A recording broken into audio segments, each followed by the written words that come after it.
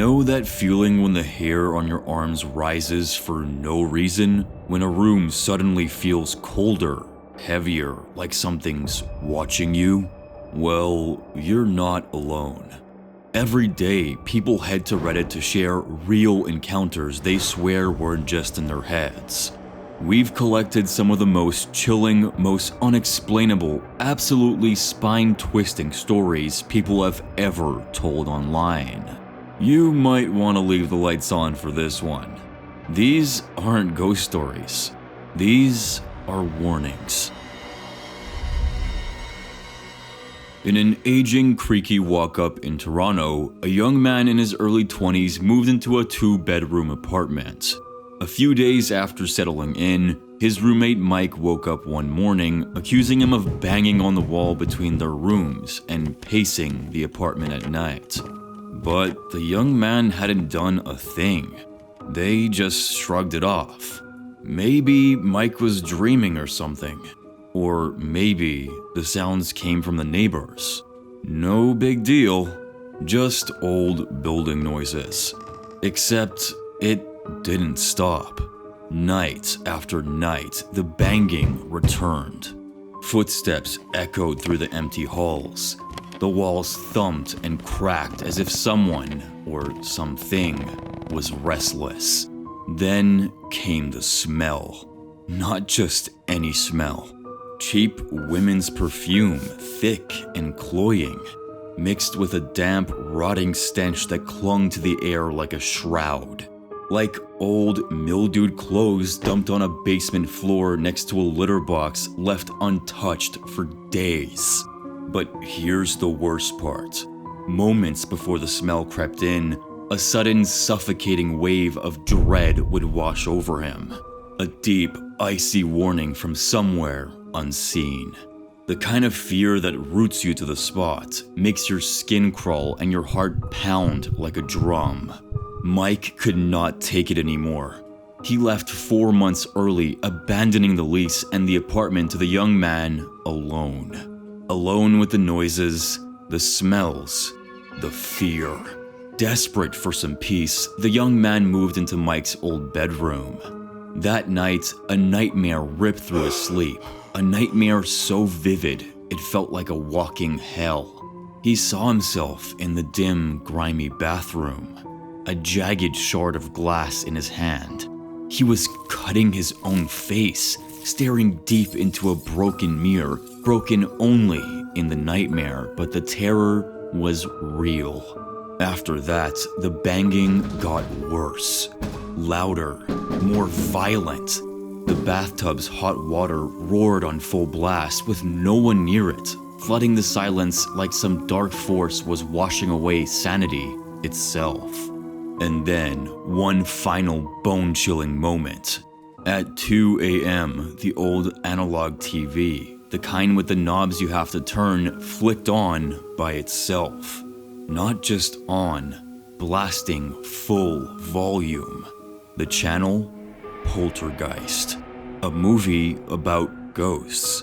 On a night when the ghosts weren't just on the screen, they were in the room. Waiting. Watching.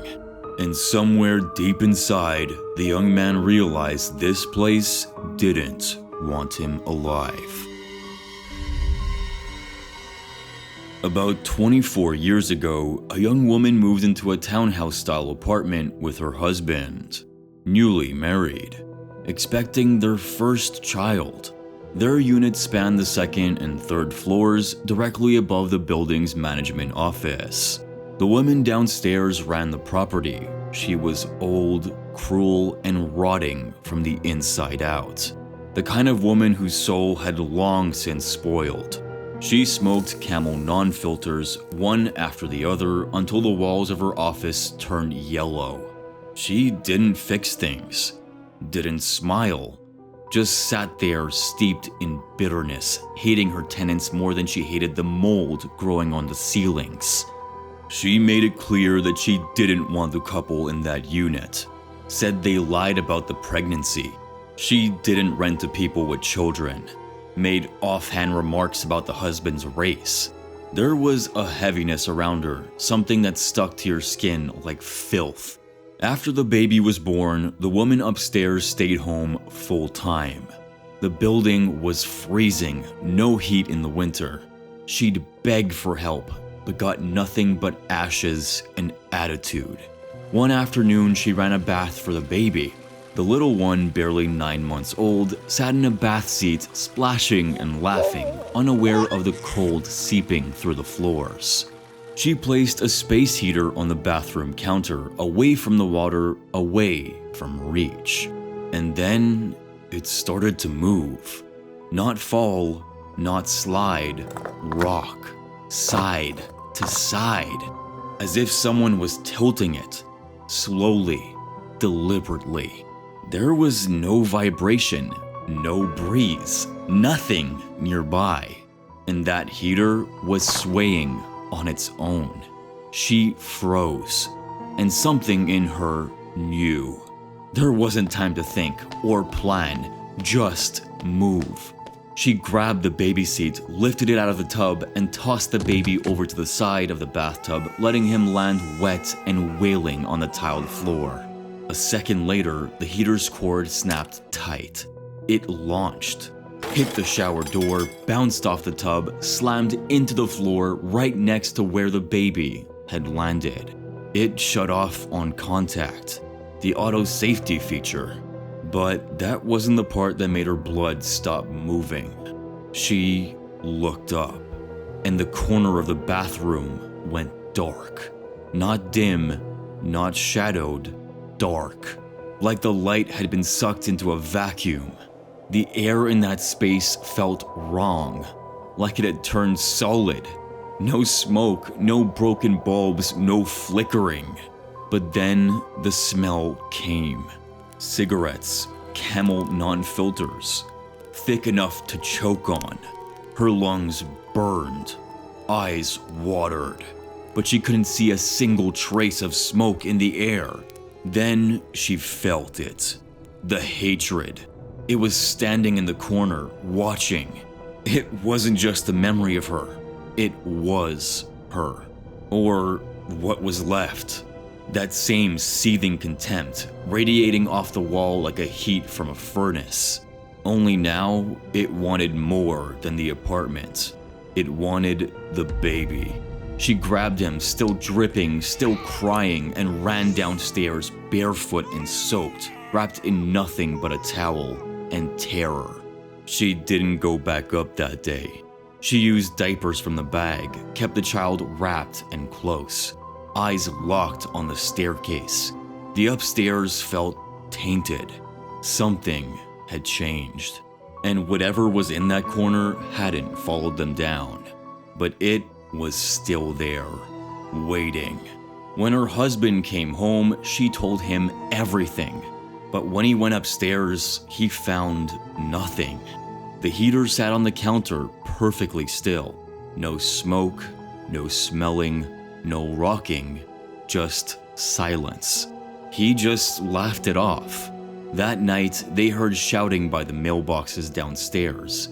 A man, screaming, frantic. Her son. The manager had died in that office.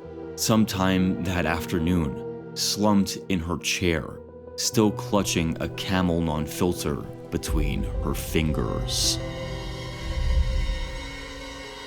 It happened 2 or 3 years ago, buried deep in the mountains of southern West Virginia, a place where the darkness doesn't just fall, it devours. The kind of darkness that presses against your chest, that makes you second-guess every shape in the trees. A guy, let's call him Mark, was hanging out with the narrator one night. Just a regular evening, UFC, Xbox, mindless banter. Boredom eventually won, and they decided to head out for a walk on a nearby trail. Not a long trail, but one that cuts through the woods thick enough to swallow cell signal, sound, and common sense. It was past 1 a.m. when they stopped halfway in to smoke a joint. And the woods were loud that night. Too loud. Animal activity was erratic, restless, like something had thrown the forest off balance. Then, all at once, it stopped, like someone had just pulled the plug.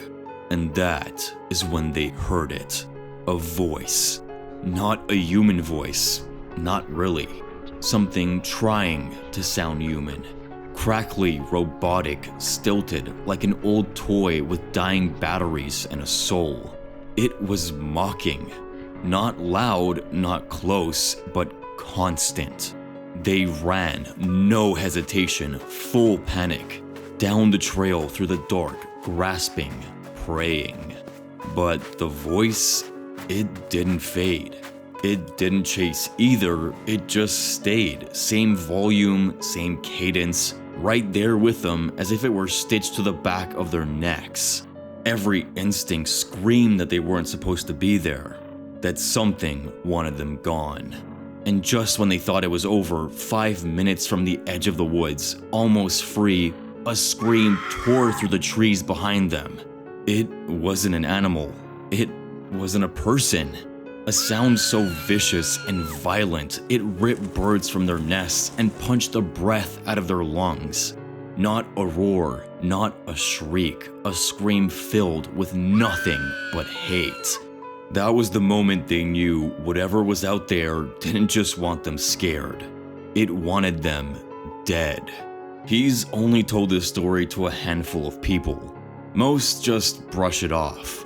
But anyone who's ever spent a night in the woods knows that once the forest sees you, it remembers. After that first story surfaced, someone else came forward with a memory they'd buried for years. A story that lived in the folds of their childhood like a shadow that never left. This one took place in southeast West Virginia as well. Same haunted hills, same endless woods. The storyteller's uncle owned a farm there since the 70s, a sprawling patch of land where the whole family would gather. He had built a bunch of houses on it for relatives, and while some lived there, others, like the narrator's family, visited often. It was that kind of place that just felt safe, teeming with cousins, traditions, laughter, and the kind of comfort only childhood can make feel unbreakable. It was their happy place. And like many kids, this one had an imaginary friend, but only at the farm. Never anywhere else, despite having moved around constantly.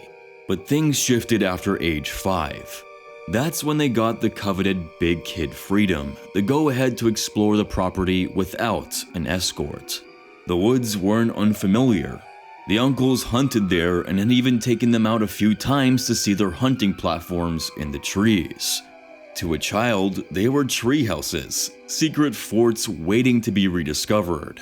It was winter the last time this kid ever ventured alone into the woods. 8 years old, snow blanketing the hills, and a detour that seemed harmless enough until it wasn't. They followed the snowy path up a hill they called the mountain, searching for one of the tree stands. Frustrated after not finding it, they sat down near a creek to catch their breath. That is when the first scream tore through the woods. A blood-curdling, skin-peeling sound. They figured it was a fox until the crying started. Weeping, wailing, not words, just pain. Loud and close, grief so heavy that it hung in the air like wet clothes on a line. They assumed it had to be one of their cousins pulling a prank. Appalachia's full of stories, and they'd heard about them all around the campfires. This had to be one of them playing out. So they shouted into the trees, trying to laugh it off. Said they were just gonna head back. But the crying didn't stop. It moved with them. Like it had no source, or worse, like it was the woods. They bolted back, following their own footprints in the snow. The sounds never faded. Just a continuous loop of anguish and horror echoing through the trees. By the time they saw the main house, they were sprinting. They slammed through the kitchen door, heart pounding, furious at being pranked. Except no one had left the house. Every family member was inside, calm warm. The older cousins and uncles were just lacing up their boots about to go look for the kid because they had been gone for hours. The child's face was sheet white. Their hands were scratched raw through their mittens and they couldn't stop shaking. When asked what happened, they told them. The detour, the screaming, the crying, the voices that just wouldn't stop. And their uncle, the man who'd lived on that land for decades, just nodded and said, "Oh shit, I think you ran into the witch." At 8 years old, they'd imagined some deranged woman living in the woods with a crooked little shack.